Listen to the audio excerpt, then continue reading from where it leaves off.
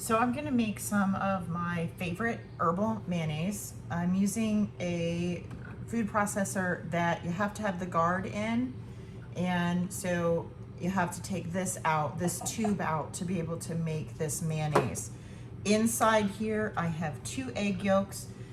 I have 2 teaspoons of Dijon mustard, a garlic clove that's pressed, and I've got 2 teaspoons of lemon juice. I'm gonna hold off on my salt and pepper and my herbs afterwards.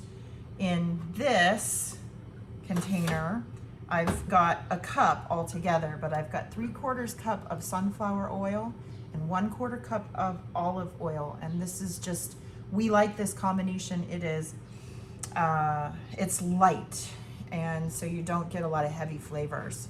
The secret to mayonnaise, which you're gonna watch me do here, is we're gonna get this started first, and we're going to do a very slow, steady stream of this oil in. It's gonna take a few minutes to get all of this in. We don't ever wanna dump. If you dump, the emulsification often won't happen because the mixture gets too oily and the fats won't grab with the oil.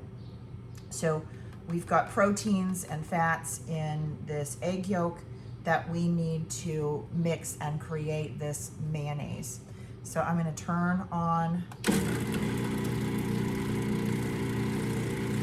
you can see that I just have a very steady stream. And what's starting is really just liquid that's hitting, and we're gonna start hearing it slap. There we go.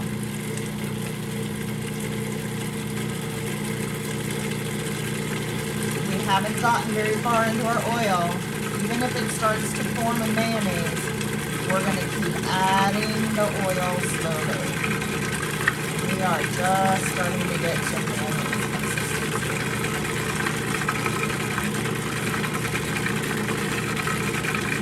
Not in any hurry. If I dump this all in now, what I'll wind up with is an oil slick on top of my mayonnaise, where my oils will separate later. I want this mayo to be solid mayo the whole time it's in my refrigerator until we use it all up.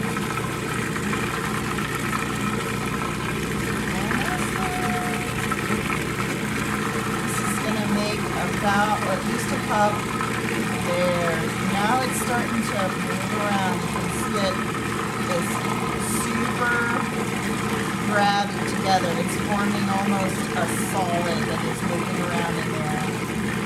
And we're going to keep going. It's a good arm workout.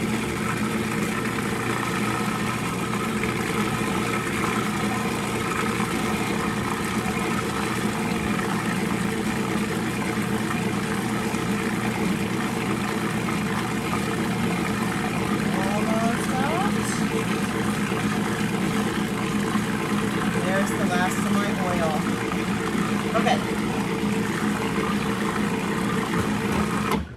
So the next thing that we want in our arsenal of making mayonnaise is a scraper or spatula. Now you can see the consistency? I've got mayonnaise. But I'm gonna add a little bit more here to this. So I'm gonna take the time to scrape it all down. You can add your seasonings up front. I like to add them now, my salt and pepper. You don't want to add your herbs up front because you will wind up making a soup.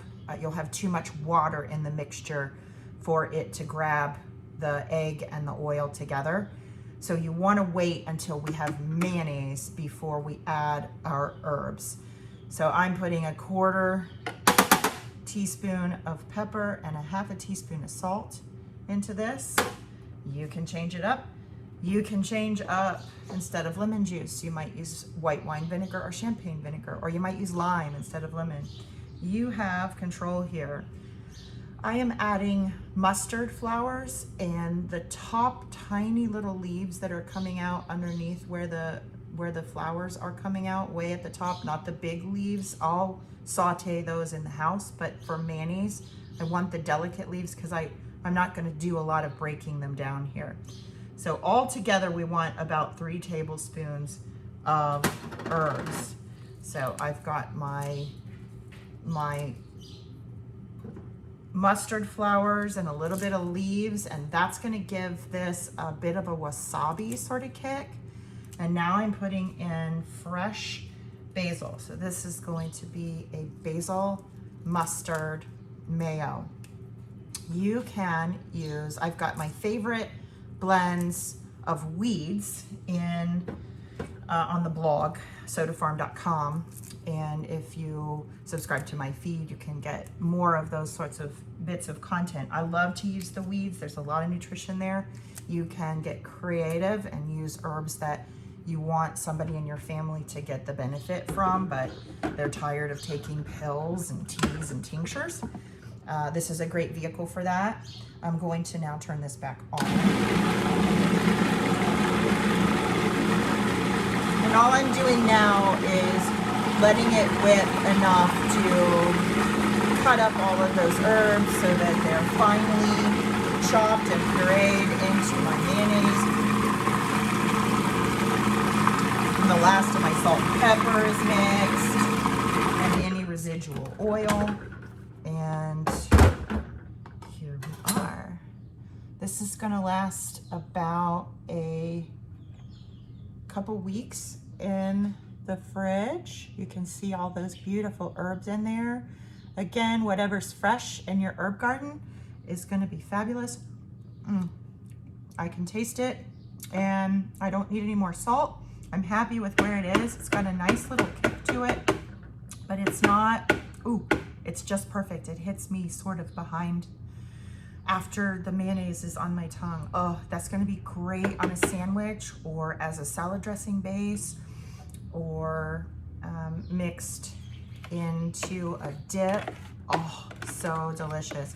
I'm gonna put this into a pint jar and put it in my refrigerator, and we're gonna use it within 2 or 3 weeks. So if you have any questions, check us out on the blog and drop me a note below, and be sure to subscribe to the channel. Thanks.